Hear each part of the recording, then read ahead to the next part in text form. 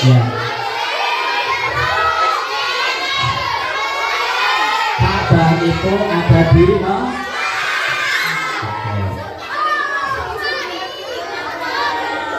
ya. Dulu sebelumnya ini juga untuk pengetahuan ya. Dalam surat Al-Baqarah dijelaskan bahwa sebelum kiblat itu menghadap ke Ka'bah, sebelumnya kiblat itu menghadap ke Baitul Maqdis. Baitul Maqdis itu ada di mana? Itu ada salah satu di surat Al-Baqarah bahwa Kanjeng Nabi itu suatu ketika selalu melihat ke arah Mekah. Kemudian Allah itu bahasa gampangannya itu menanyakan sebenarnya apa yang sedang diinginkan Nabi Muhammad SAW. Ternyata Kanjeng Nabi Muhammad pengen Ka'bah itu, kiblat itu dipindah ke Mekah, yaitu ke tanah suci. Akhirnya itu adalah salah satu asbabun nuzul bahwa sebelumnya kiblat itu menghadap ke Baitul Maqdis, terus Allah Subhanahu wa taala itu kejadiannya di bulan Rajab. Kejadiannya di bulan Rajab. Maka salah satu kejadian istimewa di bulan Rajab itu adalah dipindahkannya kiblat dari Baitul Maqdis ke Mekah. Jadi dulu kiblat itu menghadap kemana? Kiblat itu menghadap ke Baitul. Sekarang kiblat menghadap ke Ka'bah. Nah, maka salah satu adab membaca Al-Quran itu menghadap ke Oke. Selanjutnya ada membaca Al-Quran apa lagi? Ada yang tahu? Membaca dengan tartil. Tartil itu perlahan. Warattilil Qur'ana tartila. Ya. Terus misal ada yang tanya, lah itu kok ada penghafal Al-Quran, ada hafidho, ada hafid, kok bacanya cepat-cepat? Itu karena sudah tahu ilmunya. Tetapi untuk kita semua yang belum terbiasa seperti itu, dianjurkan untuk membaca dengan tartil, dengan pelan-pelan dan jelas. Ya, makanya kalau pelajaran BTA diperhatikan supaya bisa membaca dengan tartil. Terus yang belum ikut tahosus ikut Jong yang belum ikut tahosus banyak sekali. Nanti mulai setelah Idul Fitri ikut semua ya. Ikut semua ya. Ikut tahosus semua ya. Kalau belum menghafal bisa ikut yang BTA-nya atau yang tahsinnya ya, supaya bisa membaca Al-Quran dengan baik dan benar ya. Selanjutnya adab dari membaca Al-Quran apalagi? Ada yang tahu?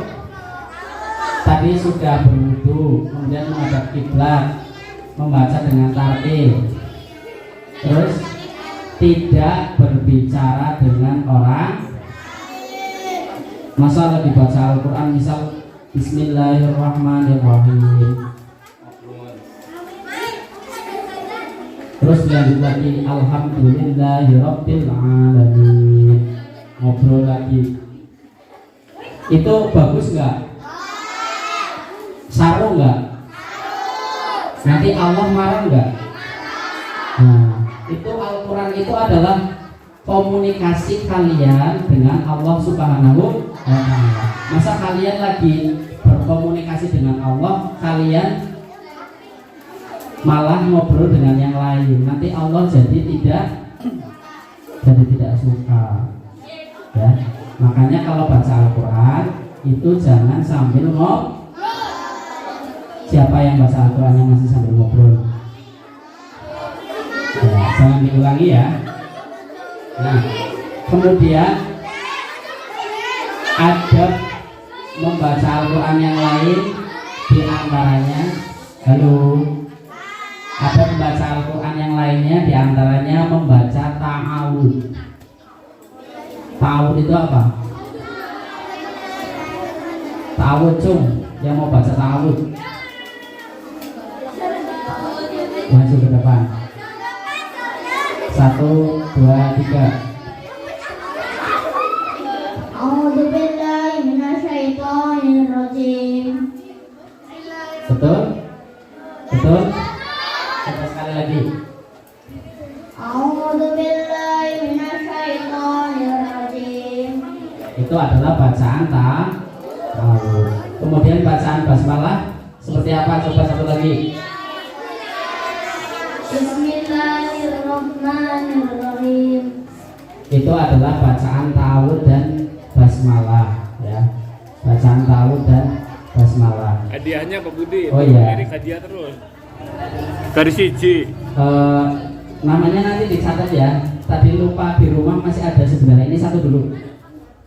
Itu yang satu lagi yang belum siapa, nanti besok tak bawa hari Sabtu. Oke. Ya, nanti mungkin ada 4 atau 5 lagi di rumah, masih ada 4 atau 5 kalau nggak salah.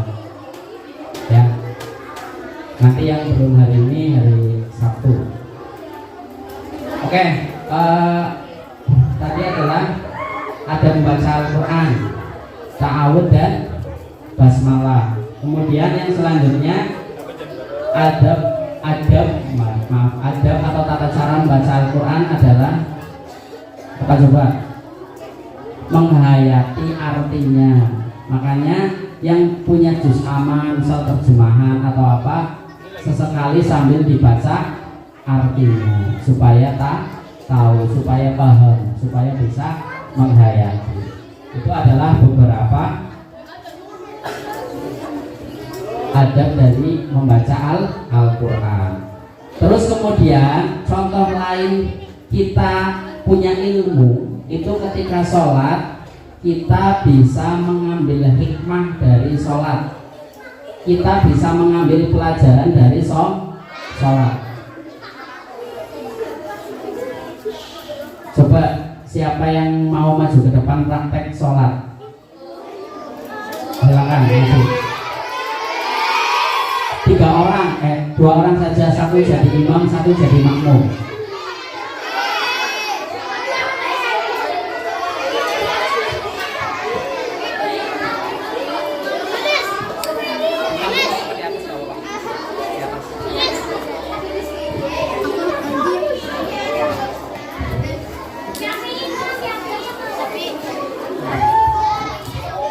Coba yang mau jadi imam siapa? Jom.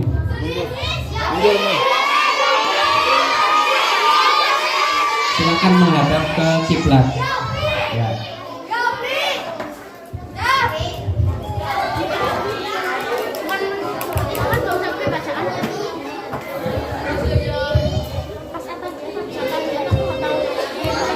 Nanti nggak full, misal cuma praktek dari niat sampai ruku dulu misal. Ya. Ya, coba terserah mau sholat apa.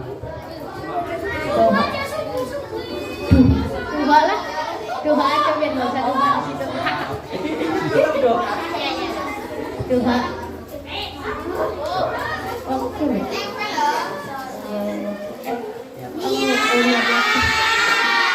Nawai.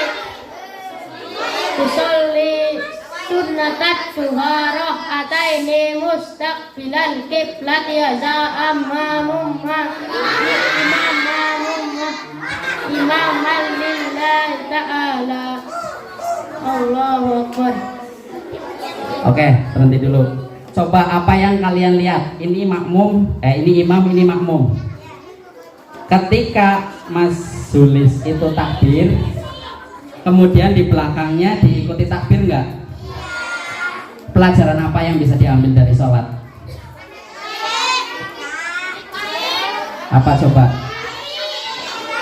Bahwa sholat itu bisa diambil pelajaran. Setiap orang itu harus patuh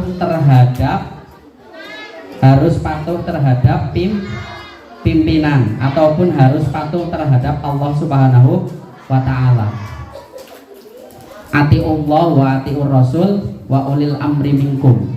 Ini contoh dari sholat. Ketika imam takbir, makmumnya ikut takbir. Ya, itu adalah contoh yang bisa diterapkan di kehidupan. Kalian harus patuh terhadap orang tua, misal.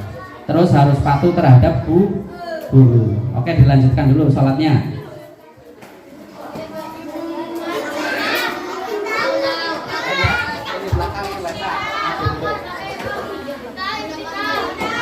Allahu Akbar kabira walhamdulillahi katsira subhanallahi bukratan wa asila inni wajjahtu wajhiya lilladzi fatara samawati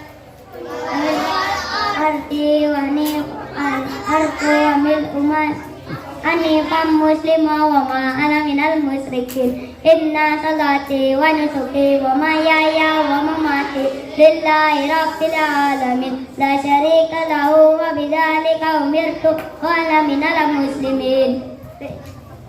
Bismillahirrahmanirrahim. Alhamdulillahi rabbil alamin. Arrahmanirrahim. Maliki yaumiddin. Iyyaka na'budu wa iyyaka nasta'in. Ihdinas siratal mustaqim. Siratal ladzina an'amta 'alaihim ghairil maghdubi 'alaihim waladdallin. Amin. Sekarang langsung ke mundur sedikit. Ruku.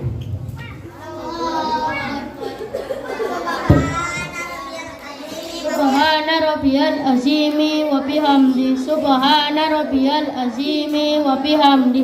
Subhana rabbiyal azimi wa bihamdi. Betul apa salah? Nah, terus kira-kira apa yang harus dilakukan oleh Mas Yafi? Mas Yulis, cukup dulu.